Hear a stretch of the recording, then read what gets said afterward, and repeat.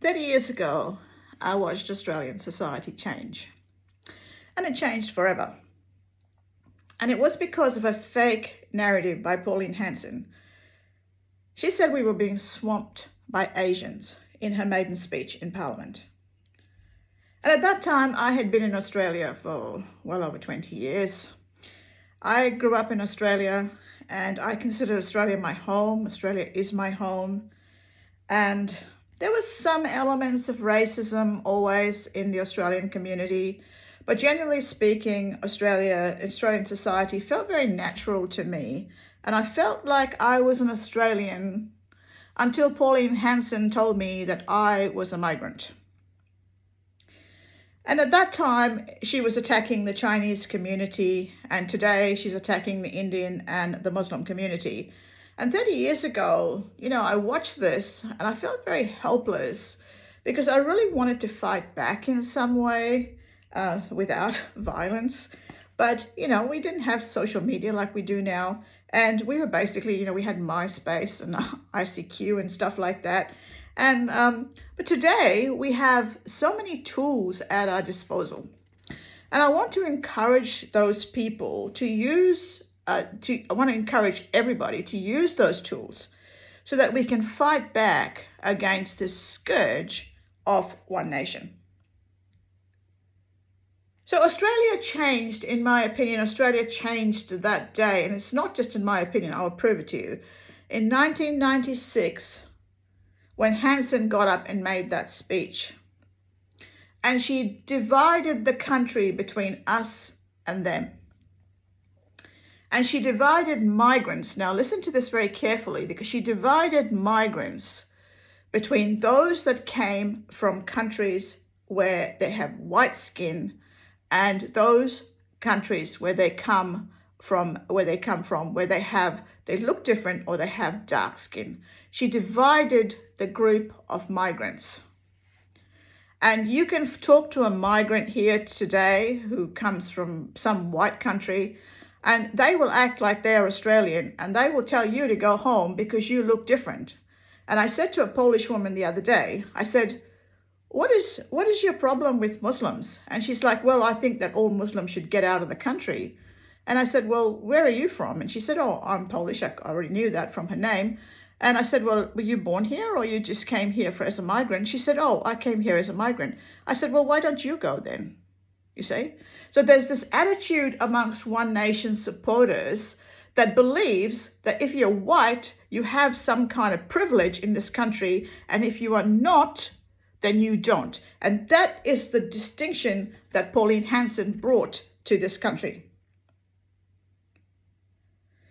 So in 1996, we saw an increase in physical attacks. Okay? There's no doubt about it. I witnessed that myself. People I knew were physically attacked and physically abused. Didn't quite understand what was going on at that stage, but it was real.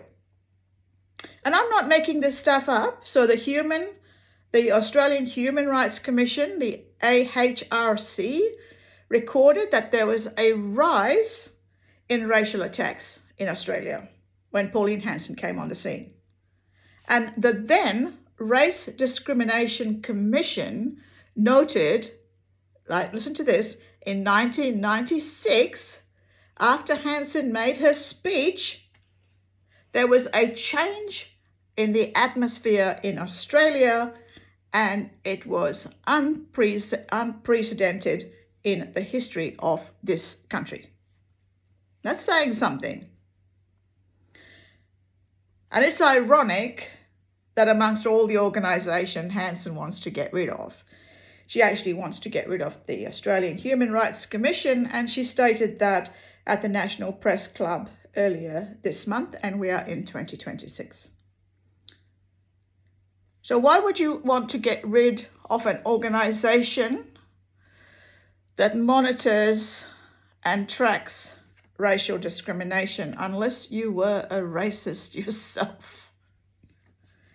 So Hanson successfully perpetrated her swamped by Asian myth, despite being told by a 60 Minutes reporter on an interview that she was wrong with her figures and that the immigration department actually contradicted what she was saying. And belligerent as this woman is, she actually said at the time that she believed her own figures and not the immigration department's figures. Now, yeah, I'm just saying, I'm posting that video, okay, in the comments. I'm pinning it, so watch it if you want to. So the swamped myth was that 40% of all migrants, right, were from Asia, or were 40% Asian, something like that. She made it sound like 40% of the population in Australia was Asian.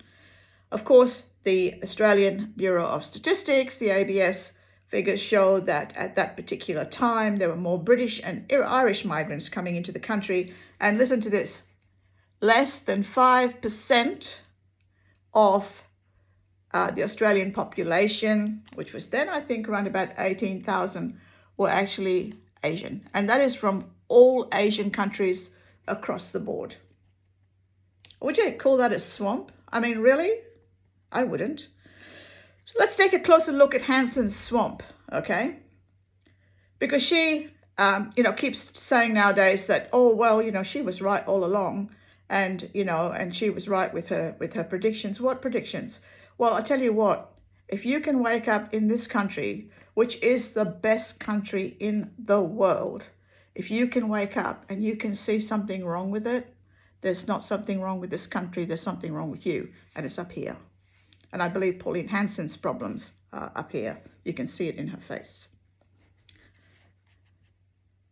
So the long-term tracking of these migrants show that they have become, Pauline Hanson's swamp, have become some of Australia's most educated, most successful, most qualified, and the most integrated into Australian society than anybody else in the history of Australia.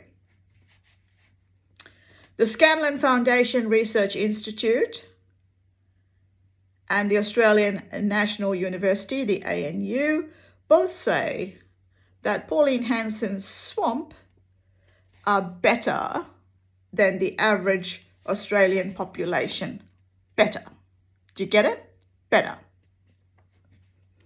Our Chinese population are not a swamp, and our Indian population are not a swamp, and our Muslim population are not a swamp. I'll tell you who the swamp is. The swamp is one nation, and that swamp needs to be drained. A prophecy that fails to come true is a proven falsehood.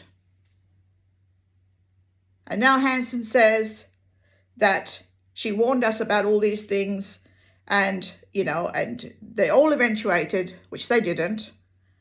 And now we are being swamped by Muslims.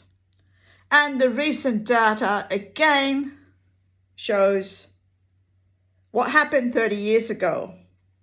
The recent data shows that verbal abuse, physical abuse, online attacks, and race discrimination has again exceeded the normal amounts. Every time Pauline Hanson shows up, there's violence. So we have from the Race Discrimination Commissioner, Girard Haran Sivaraman, we have that there's been a steep increase in harassment and hate messages and people leaving messages outside people's doors and all that in Australia. And this is recent. This is 2026. So what can we do? We can report these things, of course, and keep reporting them.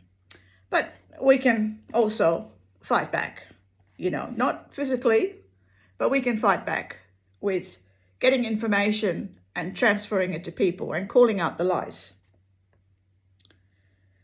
So one of the most violent threats, of course, and the most aggressive forms of, death threats from Pauline Hanson supporters would be from the white supremacists and the neo-Nazi groups. And of course, I get them all the time. And I'm like, well, you know what? If you really want to kill me, just come and do it, What's the big deal? Don't write about it on Facebook. Come and do it.